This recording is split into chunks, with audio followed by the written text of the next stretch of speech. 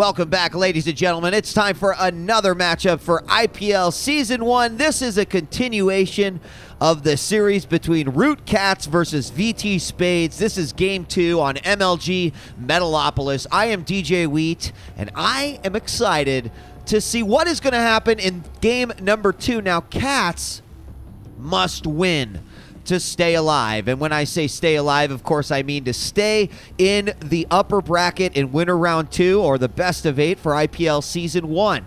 Cats already down 1 game, losing to VTSpades on Xel'Naga Caverns in our last matchup. And let's take a look at where our players are starting out here on MLG Metalopolis. We've got VTSpades, our blue Terran, spawning in the west position. And real quickly, because we're going to want to see that Overlord action, we've got ROOTCatZ, our yellow Zerg, in the south position. Oh, and there it is. There it is. Now, let me just point out what happened right there. We saw the Overlord on the minimap floating over. This is an early advantage for Zerg on these maps like Scrap Station, like Metalopolis, like Shattered Temple, etc., where the Zerg starts with an Overlord that can immediately, from second number 1 of the game, move over to the opponent's base. Now, it doesn't mean that they're always going to necessarily spawn here, but what it does mean is the Zerg could get an early advantage to find out where his opponent is and move that Overlord away. But what we saw Spades do is right around the 1 minute 110 mark, and I think it might even be a little later than that, you take an SCV and you send it over here to the side. And if he sees the Overlord, then boom. Now the Terran knows exactly where the Zerg spawned. So just a little trick if you are a Zerg. I hope that you're doing that. You can send your second Overlord out that way, just in case they're not that way. And, you know, for those of you who are like, we knew that. Well, just remember, not everyone is Gosu like you. Not everyone. Pool's about 50% complete. It's getting there. Hatchery also at about 50% complete. SCV is going to come up here into the main of our Zerg, see exactly what's going on. He's just going to actually say this is a great spot to observe the wildlife of the Zerg base. We see the gas just now going down, which is another great piece of information for this SCV. He knows, okay, it's going to be a while before Zerg has speed. Pool's not done. He just got his gas, and he needs 100 gas and 100 minerals before he can get speed. So some good information here. He is going to actually just wait right at the front as well, too. He knows that Zerglings are not coming out yet. Well, at least he's going to be very brave because that could be a Zergling. Meanwhile, over on the other side, first Marines are starting to pop out. This was a 1 Rax expand by VTSpades. So what he's going to do is he's going to build this command center in his base. If he doesn't get any pressure or if he has enough units, he'll move it out to his natural. And behind that, we'll probably, I'm going to guess, see Spades go for heavy bio again. It seemed to work. Now, I'm not sure that he's going to lift this off right away. Because he is rallying SCVs to the mineral patch. So it's possible he just wants to saturate it right now and move it out when it is appropriate. Zergling's now going to take vision of this map. And this Xel'Naga tower is so important when you are spawned close by air in these positions, because it is going to let you see any direct attack. This is the quickest route to your opponent's base by ground, and probably the most used route as well. Now, the other thing you're going to want to do for Zerg, you're going to want to have Overlords here in this cavern to make sure no drop ships are coming over. And you still probably want to have this tower just in case you might get any medevacs coming around the side, veering in, going for the alternate runway into the back. You know, I mean, honestly, if I spawn this way, sending a medevac there over to the corner over here and then all the way back down to this corner would be a very, very deadly attack, because they would likely not get scouted by the Zerg. Zerg's just going to sit outside, says, okay, there's not an expansion going up. That we do see that there was a Rax and a factory this time. We did see beforehand. Overlord is going to get sniped. What's it going to see? Oh, it did not see the factory, did it? It did not see. It saw a tech lab. It saw a tech lab right there, but did not see the factory. However, the only deviation that Spades has done in this particular build versus the game number 1 is that he went 3 racks into factory. So he had a lot more bio early on. This time he's going to get a lot more tanks early on. That could mean that he's going to be pushing with those tanks very soon. We do have a scan going down here by our Terran player, checking out what ROOTCatZ is going to be bringing to the table. He does have a second gas going up. Baneling's nest is down there. And I was just thinking, you know, why would KatZ put his Baneling nest down here? But if you think about it, in the grand scheme of a scan, he just scanned there, but got no information about what's going on down here. So you're seeing this become a more popular strategy as more players go, well, if I can hide and reinforce my front, you know, a Terran might have to drop 2 scans on me, and that's 2 mules that they're not getting to build with. However, with dropping that scan, he knows it's going to be safe to expand. He's got a tank out here in siege mode over covering the front. You can see this has a very wide radius. He's going to put a second one out there. So basically, he's creating this choke here with an Engie Bay and a barracks.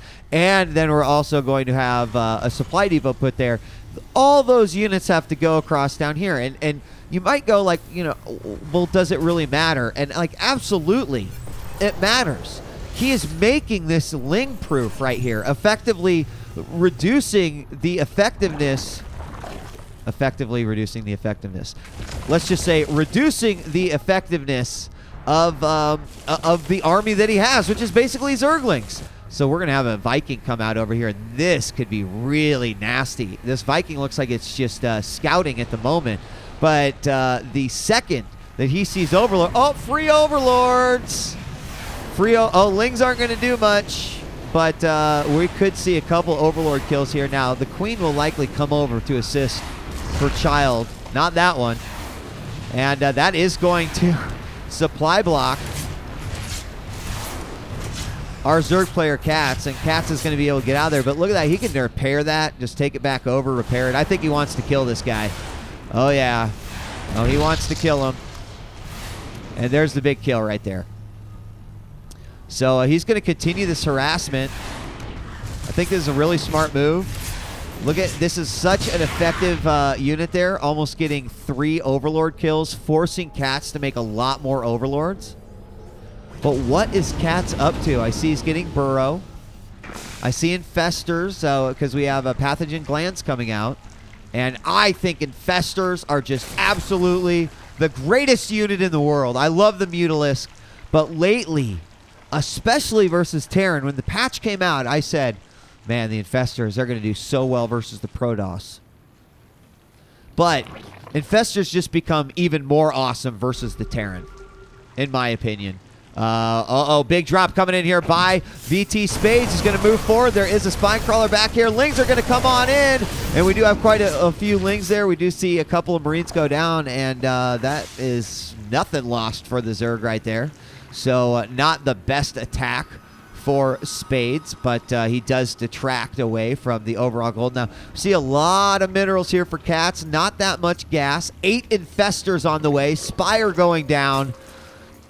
You guys, I think we might see something special here. I think that mass Infestors, when controlled properly, are just absolutely phenomenal, if I have to say it anymore. We do have this command center moving on over to the gold, and he does not want to get a planetary there. We got some Banelings morphing in. Lings are going to move forward to see what's going on here at this gold. Going to see all those units. Tanks are going to immediately siege up, and Spades gets there in the nick of time. We're going to have Banelings move forward, but there are a lot of siege tanks over here. Oh, Banelings. Oh, Banelings. Don't do it, Banelings. No! Sad. That's really sad. There's a lot of gas, guys. But, hello, Infestors. They're going to get a set of Marines. Nicely done. We're going to get another fungal on these Marines. And just look at how devastating that fungal can be. Here comes another one. He is going to waste a lot of energy, though, in this. He's going to have to throw out a couple of infested Terrans, and he will go ahead and move away. Will he scan? No.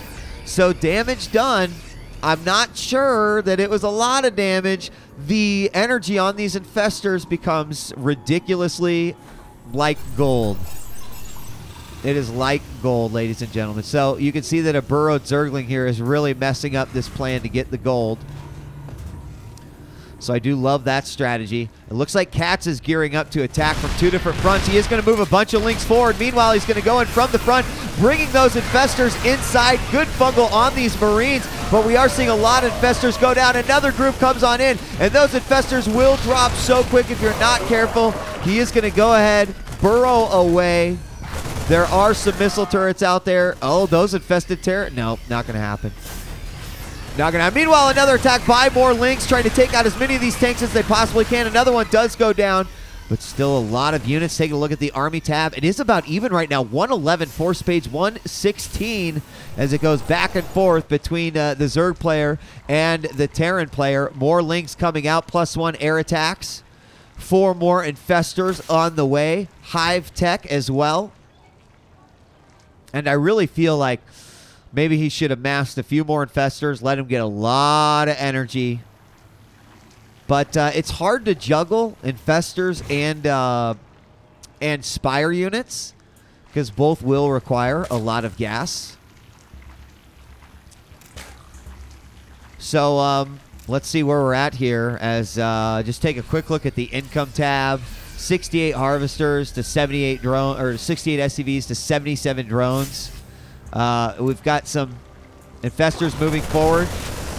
And it looks like he's going for this infestor-link combo here. And again, I'm not sure that he should be wasting those fungals on those small little armies like that. You know, getting a fungal off right here on some SCVs, getting a fungal right here in this little radius, like that is huge. But we do also have a 4th and a 5th base going down for VTSpades right now.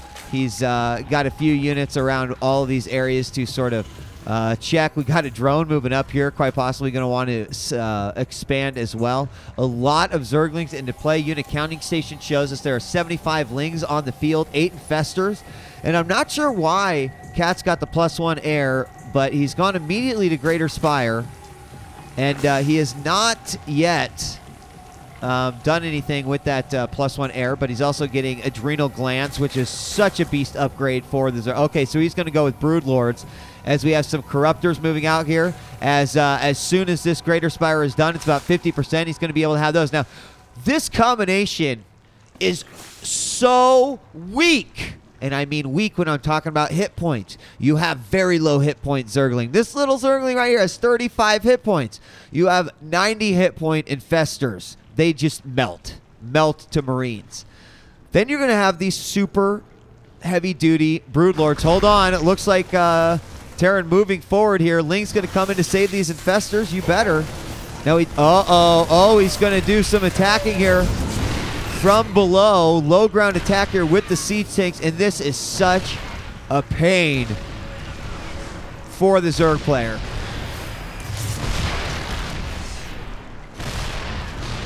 Queen's going to go down. Medevac fully loaded. He can continue to drop Marines in here.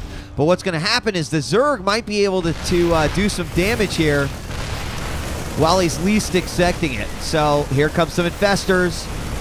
What are they going to do? One fungal. They're going to let the Broodlings take out those guys. And we're going to have another fungal not kill these guys. He's also going to take out another Ovi there. But here are the Broodlords. So he's going to be able to try to catch these off guard. He's going to want to try to fungal. The Broodlords are going to do serious damage here to these siege tanks. The fungals will prevent them from being able to move away. And here come the Broodlings. They do terrible damage. And they're going to stim forward to try to take it out. Fungals stop the Marines as they stim forward. We are going to have one Broodlord go down within range. But the fungals will reign supreme as now these siege tanks are going to be completely useless. We have a lot of energy still left on these infestors. Siege tanks are going to try to get the heck out of there. Unsieging will allow these units to move forward. And those siege tanks are incredibly vulnerable, and they do take a long time to replenish.